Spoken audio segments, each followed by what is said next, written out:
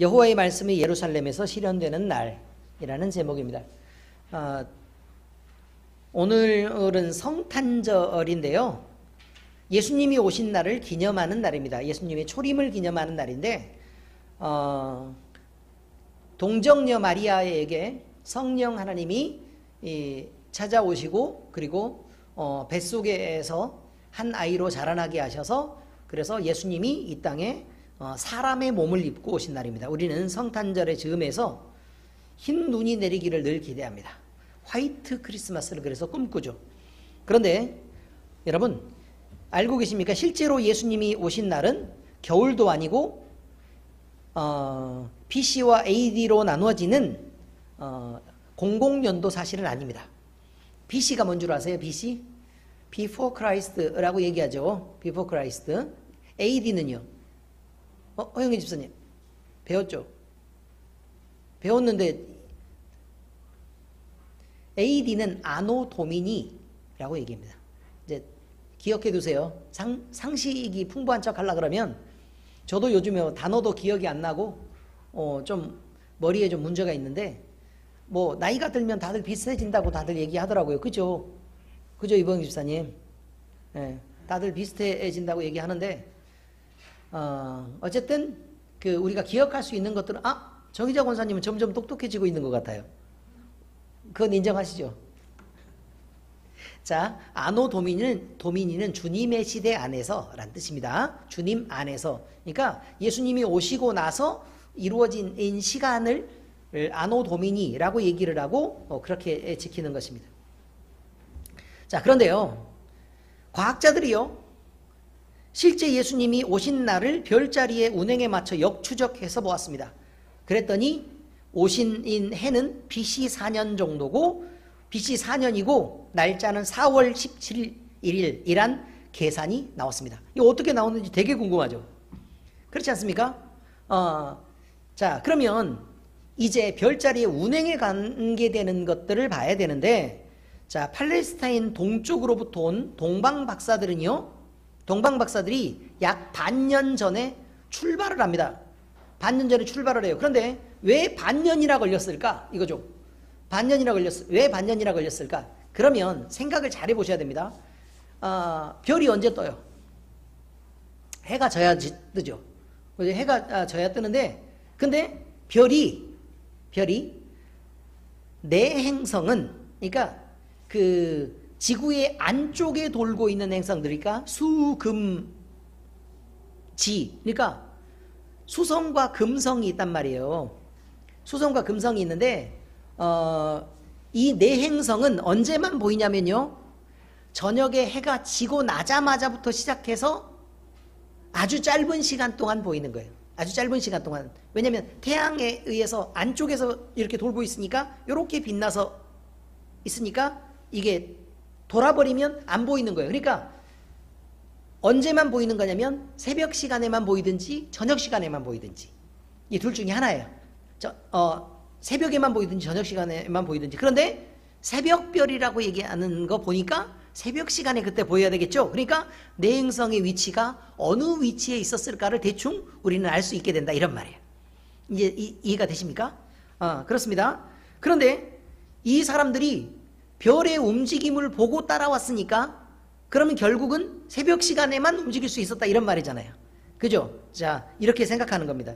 자, 그런데 새벽에 목성과 토성이 유난스럽게 더 반짝이는 그런 때가 있었고 그것이 대근접하는 시간이 있었는데 그게 BC 5년 9월 23일에 다른 때 관측할 수 없도록 가장 가까이에 목성과 토성이 가까이에 딱 근접해가지고 일자로 딱 세워지는 그런 대근접이 일어났는데 그게 별자리를 관측하는 사람들 사이에서는 이게 있을 수 없는 일이어서 너무 놀랍도록 관측이 되었다. 뭐 이런 것입니다. 근데 이걸 왕의 별이라고 얘기하죠.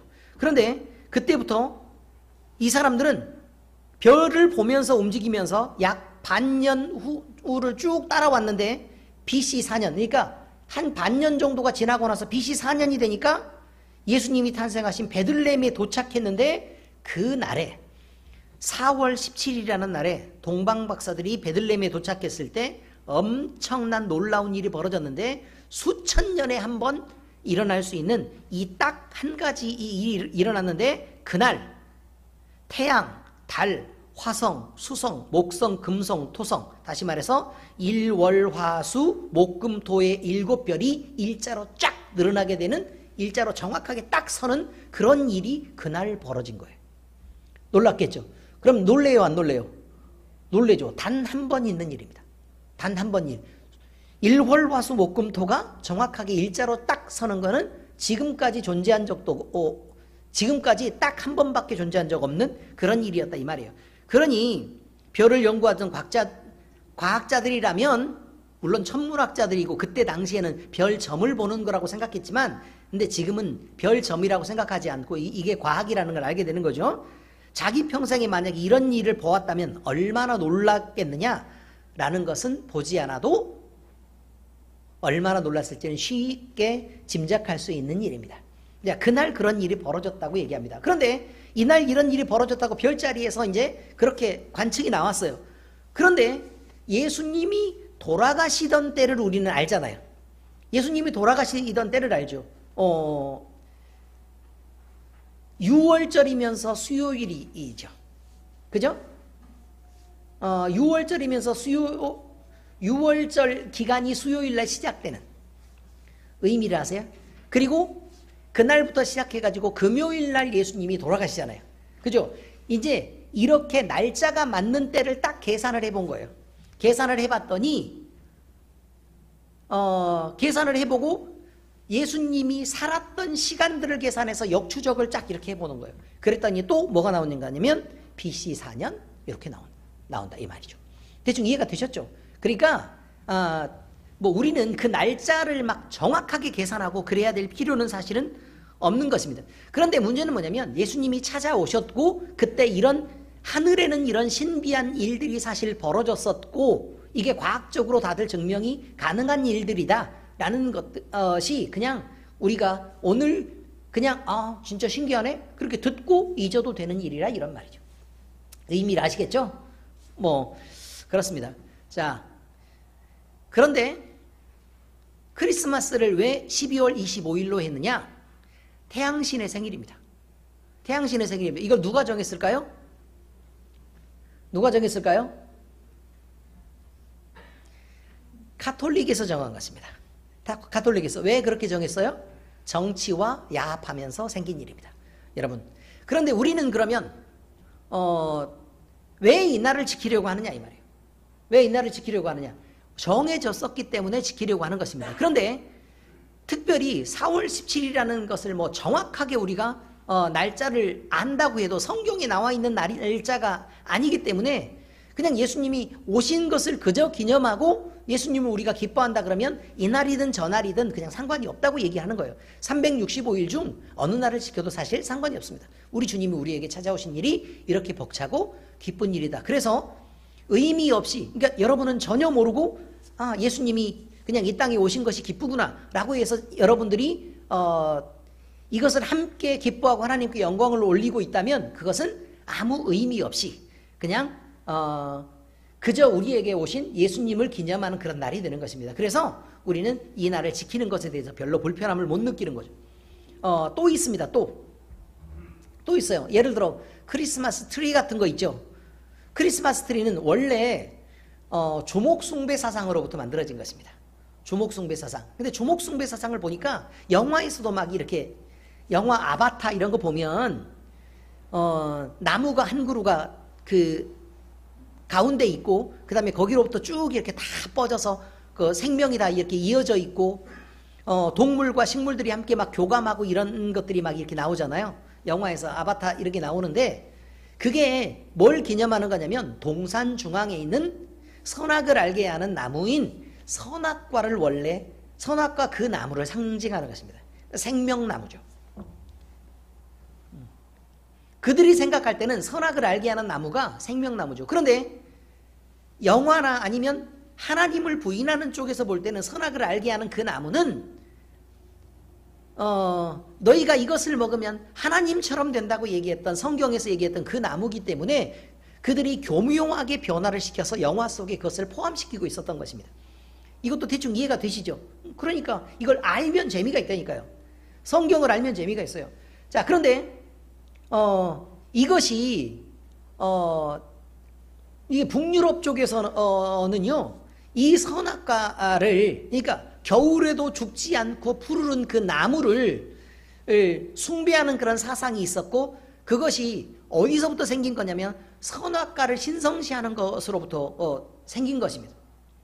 그래서 그것을 섬기는 것들, 그쪽에 있는 그 우상 섬김을 가지고 와서 또 로마 카톨릭에서 또 이렇게 그 조목 숭배 사상도 같이 크리스마스 안에 포함시켜서 이렇게 하는 건데, 근데 우리는 그런 의미가 아니고 그냥 그저 하나님께서 예수님을 이 땅에 보내셨는데 그냥 그때는 마국간에서 오셨지만 우리는 그저 맞을 수가 없어서 그럼 조금 장식하고 우리의 기쁨을 좀 표현해서 함께 이 즐거움들을 누리자라는 의미에서 장식도 하고 막 반짝이도 붙이고 이렇게 하는 거니까, 그런 부분에 있어서 우리는 그 습관을 모르면서 그들의 숭배 사상을 따르고 있는 것이 아니다라는 것을 분명히 해야 합니다.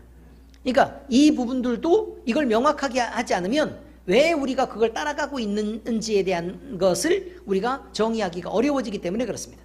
대충 이해가 되셨죠? 자, 이제 이어서 갑니다. 오늘 말씀은요, 이사야 선지자에게 주신 하나님의 말씀입니다. 이스라엘이 우상 숭배에 빠집니다.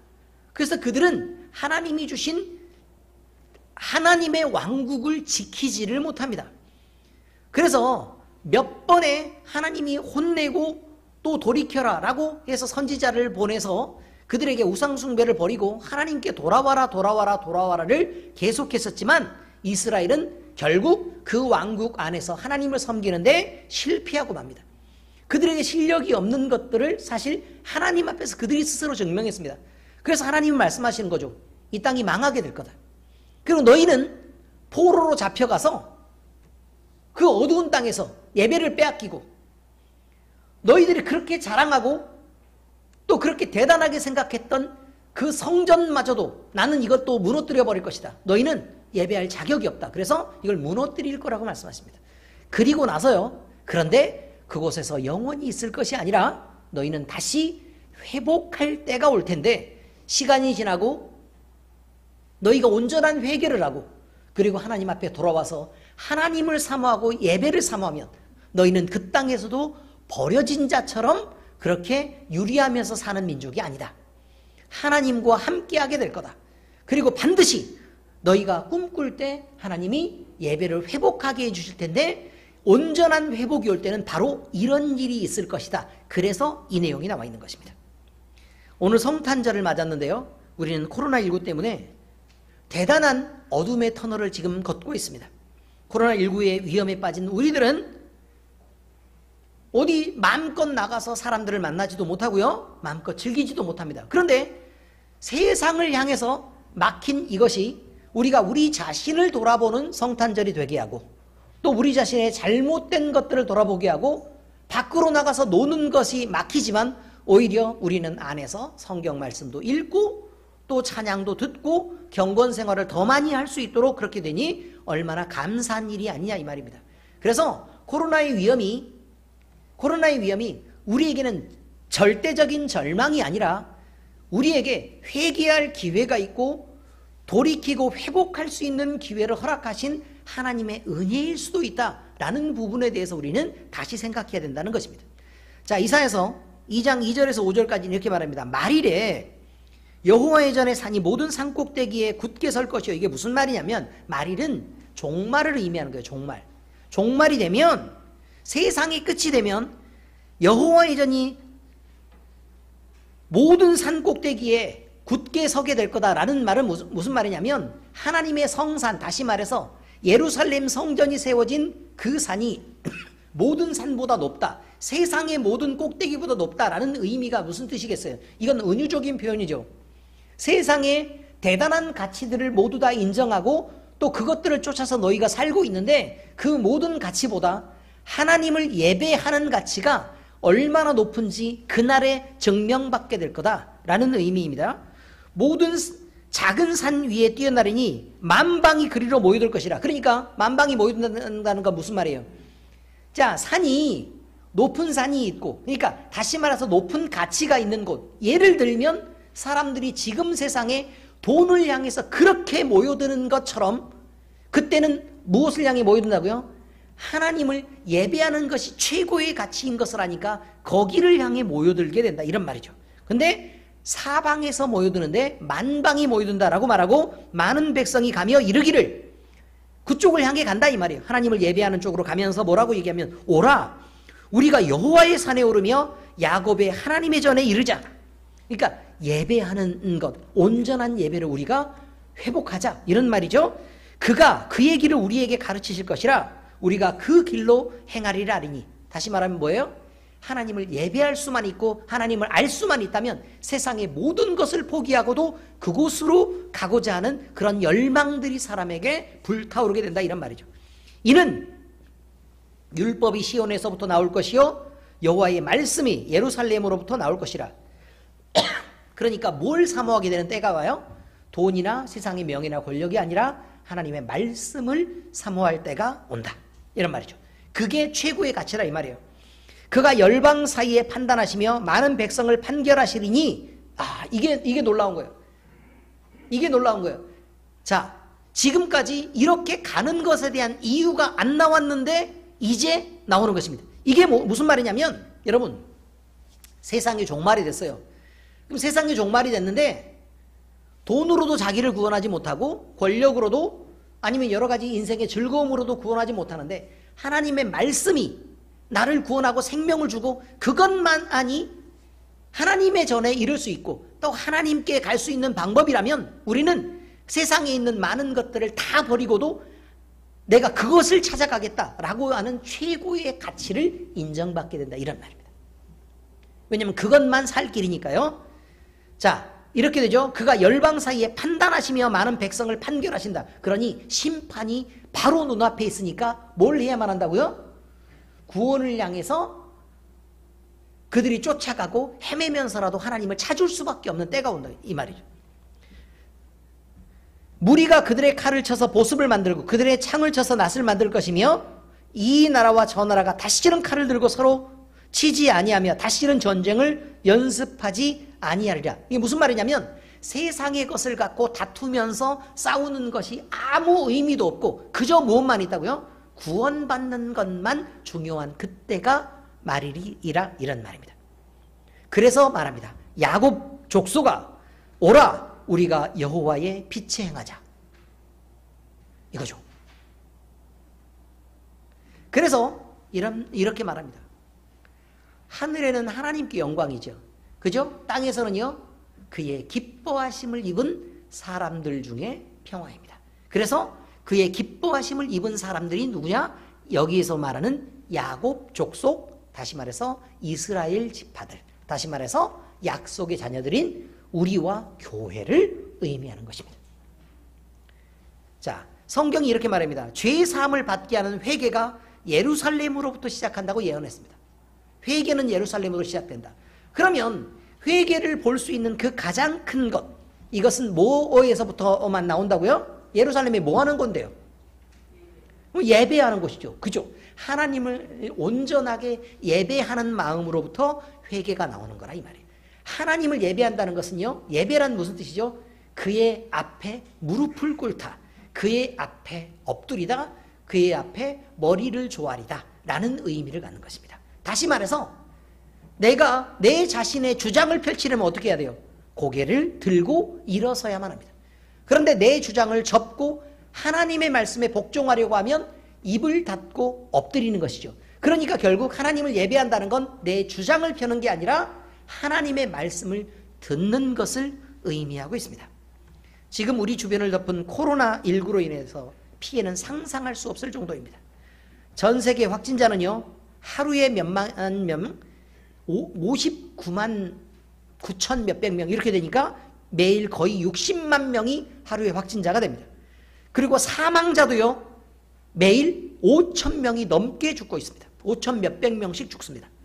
누적 사망자는 이제까지 536만 명이라고 얘기하는데 규모로만 보면 대한민국의 전체 인구의 7분의 1은 이미 코로나로 죽었다라고 말하고 있습니다.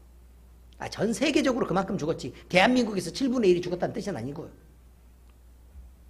여러분, 사망자들만 있는 것이 아닙니다. 격리자도 있고, 그렇죠? 그 다음에 코로나의 확진자들도 있고 그 위험 속에서 고통받는 사람들이 있습니다. 그리고 코로나에 전혀 걸리지 않았지만 사망자들과 그 가족 또는 격리가 돼 있는 사람들과 또는 중증자들과 그들의 가족은 얼마나 마음이 힘들고 고통스럽겠냐 이 말이에요. 자녀가 죽습니다. 부모의 마음속에 얼마나 힘이 들겠습니까? 가장이 죽어버립니다. 그럼 지금까지 생활을 하고 있던 모든 터전을 잃는 것입니다. 어떻게 먹고 살겠습니까? 코로나로 인한 경제적 손실이 있습니다. IMF 통계를 보면요, 이미 그 손해가 1경 1천조를 넘었다고 합니다. 1경 1천조. 개념이 잘 안 서시죠? 1경 1천조. 이거는 9,999억보다 많은 것입니다. 1경이라 그러니까 1이라 그러니까 뭐 개념이 없어가지고 하는 말인데 1경 1천조. 가벼운 일이 아닙니다. 그리고 이후로 피해가 예상되는 건 역시 이것보다 몇 배가 더 피해일 거라고 예상합니다. 여러분, 이것은 성경이 예언한 말세의 징조가 분명합니다. 말세에 이러이러한 일이 있을 거다라고 얘기하는 것들 중에 하나일 것입니다. 그런데 그 상황에서도 하나님의 교회는 보호하심을 받는다고 얘기합니다. 근데 그 보호하심이란 우리가 기대하는 것처럼 우리는 코로나에 안 걸릴 거야, 우리는 안 아플 거야, 이런 것에 대한 개념이 아닐 수도 있습니다. 우리가 기대하는 모양일 수도 있지만 혹 그렇지 않을 수도 있을 거라 이 말이에요. 하나님은 반드시 당신의 자녀들을 하나님의 방식으로 하나님의 날개 그늘 아래 품어 보호하시는 것을 우리는 분명히 알고 있기 때문에 이것도 거짓이 아니라는 것을 우리는 알 수 있습니다. 우리가 분명히 알아야 할 것은 이 모든 것이 하나님과 세상 사이에서 사람들이 한 선택과 행한 일에 대한 결과라는 것입니다. 우리가 하나님에 대한 이런 일이 왜 왔을까? 하나님이 우리에게 저주한 게 아닙니다. 오늘 본문에서 말하는 것처럼 이스라엘이 멸망당한 것, 그것은 그들이 우상 숭배를 계속해서 반복하면서 하나님을 배신해 왔던 그 결과로 그들이 받았던 것입니다. 세상을 사랑했던 것의 결과입니다. 자기를 사랑하고 세상의 것을 누리고 싶어서 자기 일을 위한 우상을 만들고 또 그것을 섬기면서 그것들을 추종했기 때문에 그렇습니다. 인간의 과학기술을 진리처럼 여겨서 거기에만 빠져 있었던 많은 사람들은 결국 그것의 결과가 이런 상황으로 불러왔다는 것을 압니다. 여러분, 우한연구소에서 실제로 이것을 만들었을 수도 있지 않습니까? 그렇죠? 수많은 항생제를 만들어서 우리는 이 바이러스와 독감 이런 것들로부터는 우리는 얼마든지 이겨낼 수 있어 라고 얘기를 하지만 여러분, 자연스럽게 바이러스는 변이가 돼서 항생제에 내성이 생기고 슈퍼바이러스를 만들어버립니다. 그리고 그보다 더 독한 바이러스들이 세상에 계속해서 퍼져가게끔 인간의 과학이 그렇게 만들고 있습니다. 세상은 하나님을 싫어합니다. 그러나 우리는 서둘러 이제 하나님께로 돌아가야 합니다. 세상은 무능한 자신을 신뢰하며 죽음의 길로 가더라도 우리는 그 무능한 자신을 신뢰하는 세상 사람들처럼 그렇게 살아서는 안 된다는 말입니다. 우리를 살리시는 분은 하나님뿐입니다. 그래서 고난 속에 이스라엘이 회복의 은혜를 구하는 것처럼 우리 역시 이 시대에 하나님의 은혜를 구하면서 회복의 때를 기다려야 된다는 것입니다. 지금 당장이 아니어도 하나님, 우리가 온전히 회개하고 우리가 돌이켜 우리 자신을 고쳐낼 때 우리의 잘못을 용서하시고 온전한 예배를 우리에게 주심으로 회복하게 하심으로 우리 주님께서는 주의 품에 우리를 안아주시는 것입니다. 이 회복을 위해서 주님이 오셨다고 말합니다. 누가복음 24장 47절 같이 읽겠습니다. 시작. 또 그의 이름으로 죄 사함을 받게 하는 회개가 예루살렘에서 시작하여 모든 족속에게 전파될 것이 기록되었으니. 어떻습니까? 그렇다고 말하죠? 자, 이제 두 번째입니다. 이 땅에 그리스도가 오시는 날은 모든 사람에게 평화가 미친다고 얘기하는 것은 거짓말입니다. 야곱 족속은 평화를 찾고 회복이 된답니다. 이 땅에 예수님이 오시던 날, 그날 베들레헴에서 일어났던 그 일들이 어떤 것들이 있었는지 우리는 기억할 수 있습니다. 많은 사람들은요, 만삭이 돼서 아이가 곧 나올 것 같았는데요, 그 마리아를 외면하였습니다. 그리고 결국은 쫓기다 못해서 있을 곳을 찾다가 마구간까지 내몰렸습니다. 사람들이 차지했던 공간들이 있습니다. 그 공간들은 좋은 방이 있을 수도 있고 따뜻한 방일 수도 있고 때로는 허름한 방일 수도 있는데, 그것들을 여러 사람들은 각각 자기의 공간들을 차지하고 있었습니다. 그 중에 그 어떤 사람도 우리 예수님을 위해서 그 자리를 양보하지 않았습니다. 사람들이 차지했던 모든 공간은 그들이 그것을 붙잡고 놓지 않았기 때문에 주님의 쉴자리가 되지 못했습니다. 사람들은 허름한 방이라도 그것이 내 것이라고 그걸 붙잡고 놓지 않았기 때문에, 자기를 위해서 차지하고 있었기 때문에 예수님을 위해 그 공간은 나오지 않았던 것입니다. 누가복음 2장 7절입니다. 첫 아들을 낳아 강보로 싸서 구유에 뉘었으니 이는 여관에 있을 곳이 없음이더라 라고 말합니다. 여러분, 어느 누구도 내놓지 않습니다. 우리는 어떻습니까? 우리 예수님을 향해 우리의 마음의 공간들을 내놓기로 여러분은 작정하셨습니까? 그런데요, 여러분이 추위에 내몰리고 또 어두운 밤을 그냥 지내야 된다면 여러분은 여러분의 쉴 곳을 찾아, 여러분의 쉴 자리를 찾아 예수님을 마구간으로 내몰 수 있습니다.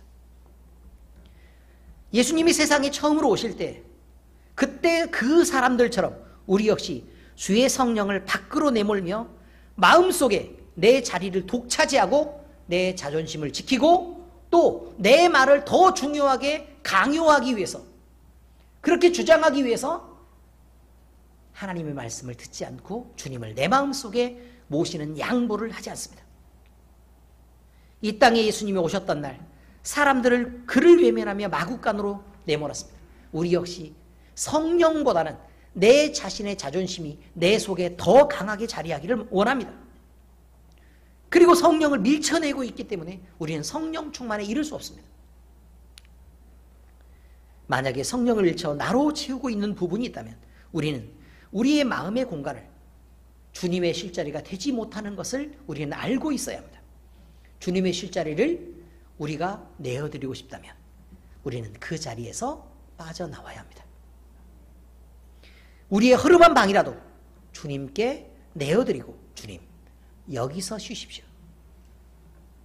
주님 그렇게 외면당하는 그 속상함을 더 이상 감당할 수 없으니 주님 내 자리에서 좀 쉬십시오. 내가 조금 추워도 괜찮고 내가 조금 어두워도 괜찮고 그렇습니다. 내가 조금 덜 인정받아도 괜찮고 내가 조금 욕을 먹어도 괜찮으니 주님 이곳에 와서 쉬십시오 라고 여러분이 할 수 있어야 합니다. 이렇게 먼저 주님 앞에 자리를 내어드리는 이가 우리였으면 좋겠습니다. 세 번째, 우리는 여호와의 빛에 행하는 일로 초청받았습니다.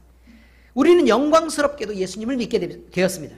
그것은 우리를 통해 하나님이 영광 받으시기로 작정했다는 것을 의미합니다. 하나님의 거룩한 약속과 신실하게 하신 계획에 따라 우리는 주님의 돌보심을 입었고 거룩한 교회가 되어서 예수님을 그리스도라고 증거하는 그 일을 우리는 맡게 되었습니다. 좀 더 누리고 좀 더 잘 사는 것은 그래서 대단히 중요하지 않게 되었습니다. 오늘 본문의 말씀처럼 어떤 시각에서 보자면 이제 세상의 마지막이 되었으므로, 아니 지금 예수님이 지금 곧 오세요. 곧 오시는데 우리의 건강이 뭐가 중요합니까? 건강이야 길게 살라고 중요한 거죠. 코로나에 지금 걸려 있으면 무슨 상관이 있으며 우리가 지금 암이 있으면 무슨 상관이 있냐 이 말이에요. 왜요? 곧 주님이 오시는데. 사실 주님만 오시면 암에 걸린 사람이 더 고마운 거 아닙니까? 그래요 안 그래요? 그렇죠. 아니 건강해서 지금 막 몸 잘 만들어놨으면 훈민이 같이 막